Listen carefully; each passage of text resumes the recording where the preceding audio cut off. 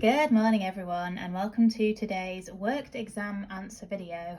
Today I'm having a look at another acids and bases question, but today I'm having a look at a neutralisation example.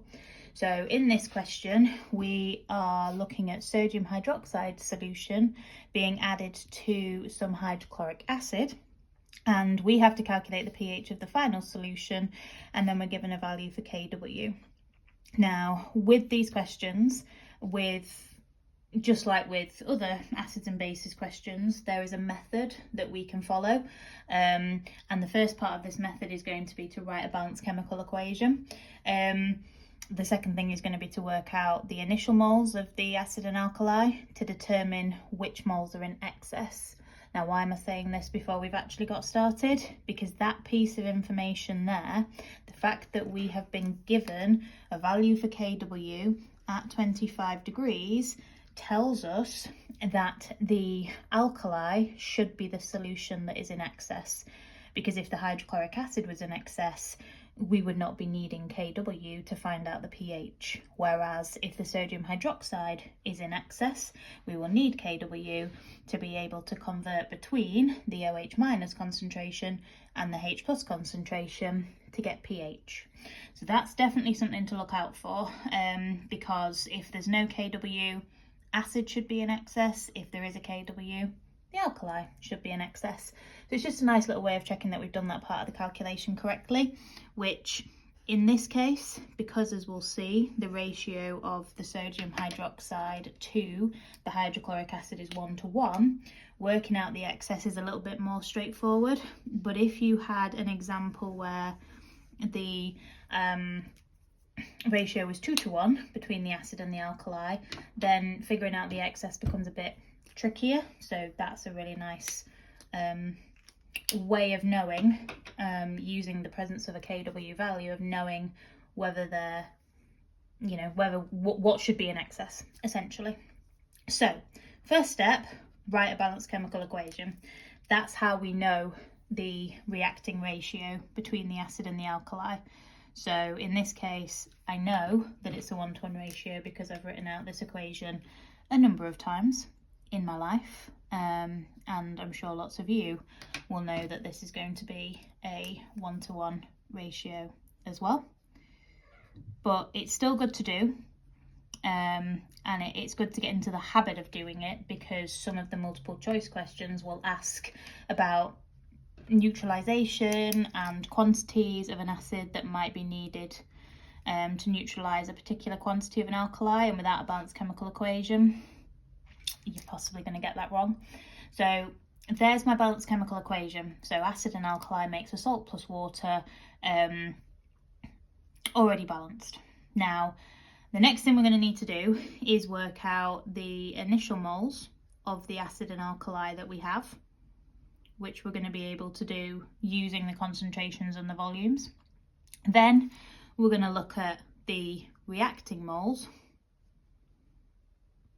so figuring out which one is in excess, how much of that is going to react, and then we'll have the final moles. And the final moles, we should just either have acid or alkali, and in this case it should be that we have alkali left over, and from there we can then work out the pH of the alkaline solution remaining. So we were given volumes and concentrations for both the acid and the alkali. So in both cases we're going to do, to get the moles, concentration times volume. Now annoyingly the volumes have been given in centimetres cubed, but they will probably always do that, because if we're thinking about adding an acid to an alkali or vice versa, we're going to be using a burette most likely, which measures in centimetres cubed. So for the hydrochloric acid, we've got a concentration of 0.15, and the volume in decimeters cubed is going to be 0.025. So divide the centimeters cubed by 1,000, and that gives me initial moles of 3.75 times 10 to the -3.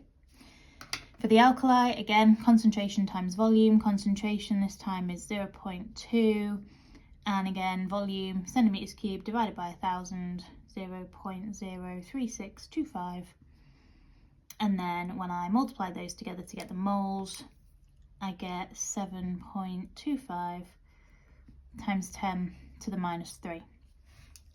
Now the reacting ratio, which we know because we've written our balanced chemical equation, is 1:1, and therefore the substance in excess is quite simply the substance that there is more of. So the alkali is in excess because I can't react all of the 7.25 times 10 to the minus 3 moles of sodium hydroxide, because I would need the same amount of hydrochloric acid, and I only have 3.75 times 10 to the minus 3 moles of the acid.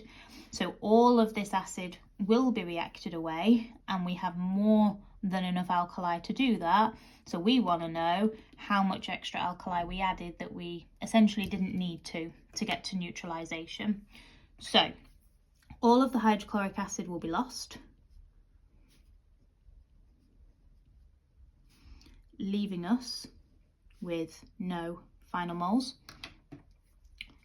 The same amount of alkali will be lost, so 3.75 times 10 to the minus 3, and then we can work out how many moles will be left over by doing the 7.25 times 10 to the minus 3, take away 3.75 times 10 to the minus 3, which gives me 3.50 times 10 to the minus 3.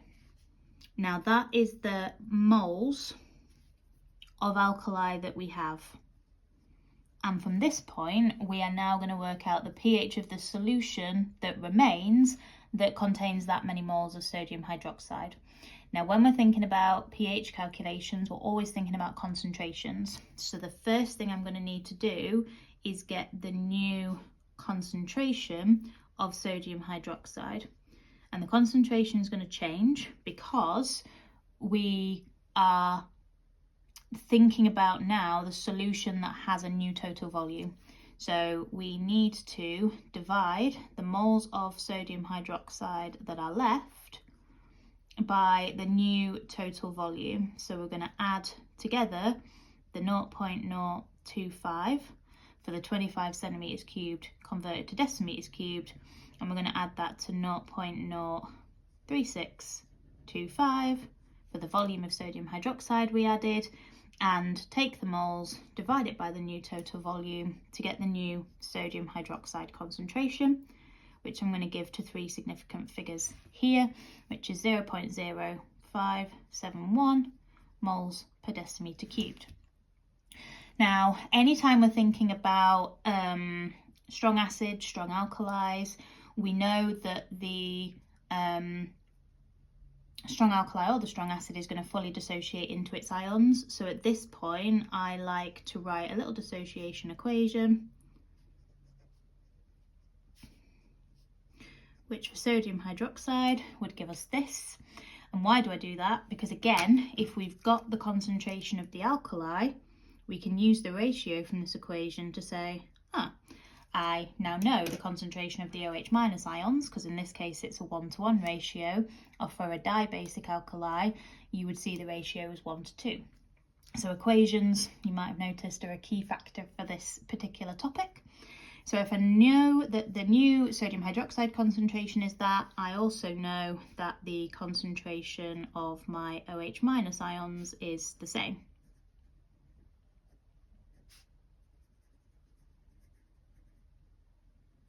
Now, I can't get pH from OH minus ion concentration. Anytime we want to work pH out, we need H+, because pH is minus log base 10 of the hydrogen ion concentration. So this is where we're going to need our Kw expression. So Kw is equal to the H+ concentration times by the OH minus concentration. And for an alkali, they're not equal to each other like they are in pure water. If I rearrange this, I can get H+ concentration is equal to the value for Kw divided by the OH minus concentration. We're always going to be given Kw for whichever temperature they're asking you to work out the pH for. If it's 25 degrees, it'll always be 1 times 10 to the minus 14, but at anything other than 25 degrees, Kw will change. So you probably know that that's the value for Kw at 25 degrees at this point, because you've used it so often, but always check the question and use the value that they've given you. Don't assume it'll be at 25 degrees. So the value for Kw has gone in, the value for my OH minus concentration's gone in, and that's going to get me the concentration of H plus, which should be very small because we're dealing with an alkali here. And I get 1.75 times 10 to the minus 13. And then if I do minus log base 10 of the 1.75 times 10 to the minus 13, I get the pH of this solution for 2 decimal places to be 12.76. I get 12.759, but I obviously need to round it to 2 decimal places. They haven't told us to give it to 2 decimal places here. That's something that they would expect you to know. So just to recap the steps that I've done. Number 1, any neutralisation reaction between an acid and an alkali, write a balanced chemical equation. Work out your initial moles, work out how many of each of those moles are going to react, work out what's in excess. So it was the alkali that was in excess here, and the clue that we knew that was going to happen was they provided us with Kw at the start. That will give you the moles of, in this case, the alkali that is remaining in that solution. If it was acid, then you do the same next step. You need to then get the new concentration of whatever substance is in excess by taking the moles that you've got here, dividing it by the new total volume to get the new concentration. Then because this was the alkali in excess, I needed to convert that into an OH minus concentration, which was the same. Rearrange my Kw expression to get H plus equals, because the only way I can get pH is from the hydrogen ion concentration, and that gave me my answer. Had we have had the acid in excess, just so you're aware, we'd need to do the same first step, get the new concentration of the hydrochloric acid, moles divided by new total volume. Hydrochloric acid, also a strong acid, so again, if we know the HCl concentration, we would then know the H plus concentration, but then we already have the H plus concentration. So none of this extra bit is then needed, and we could just go minus log 10 of the H plus concentration.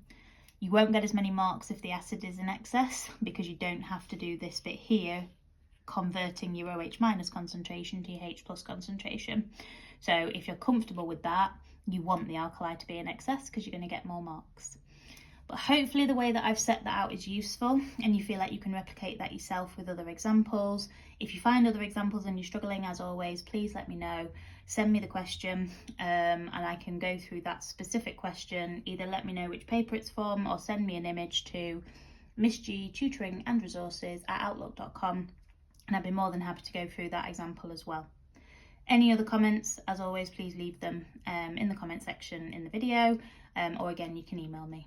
Thanks so much for watching, guys. Have a wonderful day. Bye.